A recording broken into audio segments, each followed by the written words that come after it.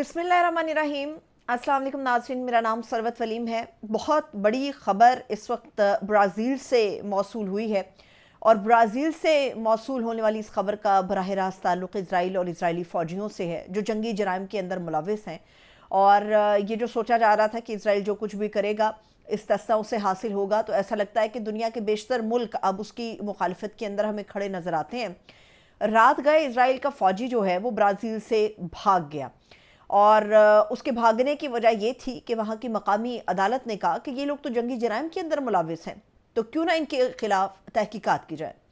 ये खबर इज़राइल के अंदर एक किसी बॉम्ब शेल से कम नहीं थी कि उनका एक फ़ौजी ब्राज़ील में पकड़ा जाए और फिर रात के अंधेरे में वो फ़रार हो जाए।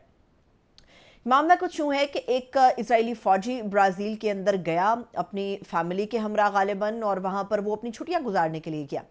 लेकिन जब भी इज़राइल के इस फ़ौजी के बारे में जैसे ही मालूमात ब्राज़ील के अंदर फैली, और वहाँ पर एक बैनुल-अक़वामी तंज़ीम है जो दुनिया में काम करती है HRF के नाम से, जिसके बारे में कहा जाता है कि उसका एब्रीविएशन हिंद रजब फाउंडेशन है। इन्होंने ब्राज़ील की वफाकी अदालत के अंदर एक दरख्वास्त डाली और ये बताया कि यहाँ तो एक इज़राइली फ़ौजी मौजूद है जो कि गाज़ा में घरों को मिसमार करने की मुहिम का हिस्सा था, यानी कि वो जंगी जराइम का हिस्सा है। ब्राज़ील की वफाकी अदालत ने ना आओ देखा ना ताओ फौरी तौर पे ये अहकामात जारी किए कि अगर ये फ़ौजी हमारी सरहद के अंदर है, हमारे मुल्क के अंदर है, तो फौरी तौर पे इसके जंगी जराइम की तहकीकात होनी चाहिए। जैसे ये खबर निकली तो रात के अंधेरे में इज़राइल का फ़ौजी फ़रार हो गया। अब ये नहीं पता कि वो अपना सामान छोड़ के फ़रार हो गया, अहले खाना को छोड़ के फ़रार हो गया, मगर इज़राइल का वो फ़ौजी फ़रार हो गया। ये खबर जब इज़राइल के अंदर पहुंची तो क़यामत खेज़ थी, किसी बॉम्ब शेल से कम नहीं थी, क्योंकि इज़राइल ये सोच भी नहीं सकता था कि उसके लोगों के साथ ये होगा, क्योंकि इज़राइल अपनी ताकत के नशे में अंधा हो चुका है। उसको ये नज़र आता है कि वो जो चाहे मुसलमानों के साथ कर सकता है, लेकिन दुनिया में अभी भी अखलाकियात बाकी हैं, इंसानियत बाकी है। मामला कुछ यूँ हुआ तो वहाँ पर फौरी तौर पे जो अपोजिशन की जमातें हैं नेतन्याहू के ख़िलाफ़, उन्हें एक और नया मौका मिल गया, नया महाज खुल गया। आज शाम फौरी तौर पे एक हंगामी मुलाकात यरूशलेम में नेतन्याहू के दफ्तर में होने जा रही है, और इस मुलाकात के हवाले से ये इत्तलात आ रही हैं कि नेतन्याहू के पास सिवाय बातचीत के ज़रिए से मामला ख़त्म करने के अलावा कोई ऑप्शन अब बाकी नहीं बचा। बहुत ही मखसूस किस्म के लोग हैं जिन्हें इस सिक्योरिटी मीटिंग का हिस्सा बनाया गया है, और आज शाम गालिबन 5 बजे यरूशलेम में नेतन्याहू के दफ्तर के अंदर सिर्फ मखसूस लोगों के साथ नेतन्याहू ये मुलाकात करने जा रहा है। और इस मुलाकात के अंदर ये भी बताया जा रहा है, जो इत्तलात हैं, कि मुज़ाकरात के लिए नेतन्याहू मुमकिना तौर पे हामी भर देगा और मुमकिना तौर पे सीज़ फायर हो सकता है गाज़ा के अंदर, जो हमास की तंजीम और जिन मुतालिबात के ऊपर हमास की तंजीम ये मुज़ाकरात चाहती है। कल एक बहुत ही बड़ा एक क्लासिफाइड किस्म का इजलास होने जा रहा है, सेशन होने जा रहा है, और इस क्लासिफाइड सेशन का ताल्लुक क्नेसेट से है। जिस तरह से हर मुल्क के अंदर एक पार्लियामेंट होती है, इज़राइल के पार्लियामेंट को क्नेसेट का नाम दिया जाता है, लेकिन बताया जा रहा है कि ये क्लासिफाइड सेशन होने जा रहा है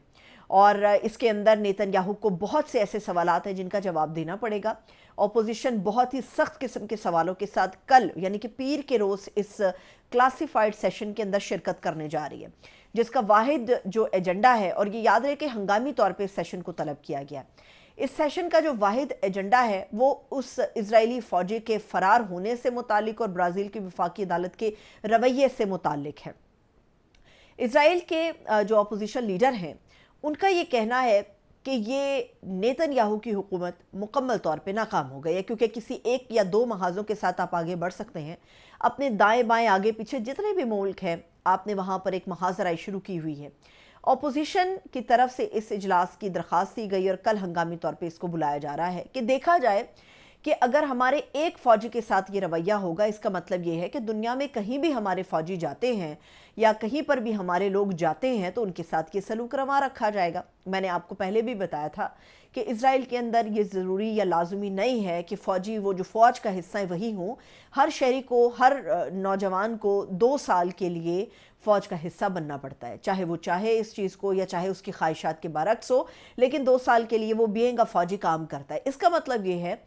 कि कहीं पर भी इज़राइल के शहरी जाएंगे जिन्होंने किसी न किसी हद तक फ़ौज के अंदर अपनी शमूलियत इख्तियार की होगी, तो दुनिया का हर कोना उनके लिए तंग है। अपोजिशन लीडर का ये कहना है या अपोजिशन जमातों का ये कहना है कि ये हमारे इजरायली यानी आईडीएफ फौजी किसी एक फौजी के साथ ये नहीं है। इसका मतलब ये है कि हम ब्राज़ील के अलावा दुनिया के किसी भी मुल्क में जाते हैं, चाहे हम छुट्टियां गुजारने के लिए जाते हैं या चाहे हम किसी अपने मामूलाती ज़िंदगी के लिए जाते हैं, तो ऐसी सूरत में वहाँ पर हमारे लिए ख़तरात हैं। और वो ख़तरात ये हैं कि वहाँ की अदालतें हमें पकड़ सकती हैं, प्रोसिक्यूशन हो सकती है और वहाँ किसी दूसरे मुल्क की जेल में हमारे फ़ौजियों को कैद किया जा सकता है।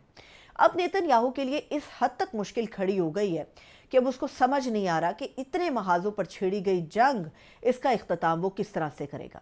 हमास के जंगजू कहते हैं कि अगर आज भी नेतन्याहू चाहता है कि इस जंग को ख़त्म किया जा सके तो ऐसी सूरत में उसको मुज़ाकरात को कामयाब करना होगा। मुतालबात की फहरिस्त को तवील नहीं बल्कि मुख्तसर करना होगा। और ऐसा लगता है कि आज शाम यरूशलेम में नेतन्याहू के दफ्तर के अंदर शाम 5 बजे जो मुलाकात तय की गई है उसमें सिक्योरिटी मामलात ज़ेर गौर आएंगे, उसमें इजरायली फ़ौजी का मामला ज़ेर गौर आएगा और उसमें सोचा जाएगा कि दोहा के अंदर ये जो मुज़ाकरात एक मरतबा फिर से हमास के साथ शुरू हुए हैं, इनको किस तरह से कामयाब किया जाए।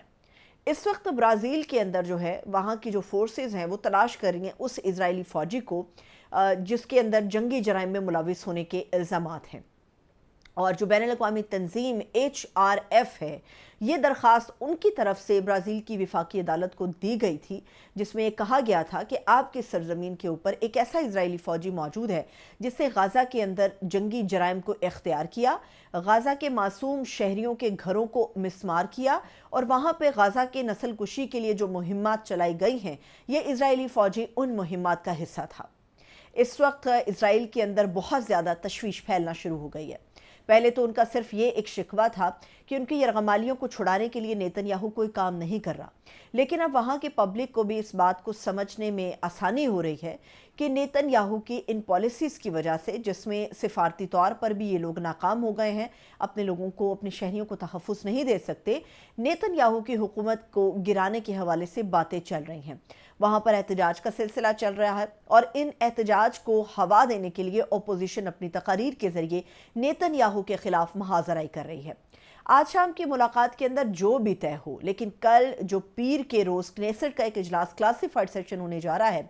ये सेशन तय करेगा कि नेतन्याहू अब इजरायली अवाम के लिए और इजरायली जो सिफारतकार हैं या इजराइल की जो पॉलिसीज़ हैं उनके लिए शायद काबिल कबूल नहीं रहेगा। यही वजह है कि नेतन्याहू ने अदालत के अंदर ये दरख्वास्त दी है कि 2 हफ्तों के लिए उसको गालिबन सर्जरी की वजह से मुश्किलात का सामना है, इसलिए उसे अदालती इस्तिस्ना दिया जाए। ऐन मुमकिन है कि वो इस्तिस्ना उनको मिल जाए और गालिबन दे भी दिया गया हो, लेकिन जो सियासी मामलात हैं, जो सिफारती नाकामियाँ हैं, जो महाजराइयाँ दीगर ममालिक के साथ हैं, उसमें नेतन्याहू की इन्वॉल्वमेंट और परेशानी ये चीज़ को जाहिर करती है कि अब हालात इतने टाइट हो गए हैं कि आने वाले दिनों में एक तो गाज़ा के अंदर आपको जंगबंदी नज़र आएगी और इसके साथ साथ ये भी आपको देखने को मिलेगा कि यमन के जो हूसी बागी हैं वो भी अब नेतन्याहू को कबूल नहीं कर रहे। नेतन्याहू का उतरना शायद इजराइल के लिए या उसकी बका के लिए ख़तरा ना रहे, लेकिन अगर नेतन्याहू हुकूमत का हिस्सा रहा और वज़ीर आज़म रहा तो ऐसी सूरत में नज़र आने लगा है कि ना सिर्फ इजरायली शहरी मुश्किल में आन खड़े होंगे बल्कि सिफारती तौर पे इजराइल धड़न तख्ता हो जाएगा। इजाज़त दीजिए, अपना बहुत सा ख्याल रखिए। खुदा हाफिज़।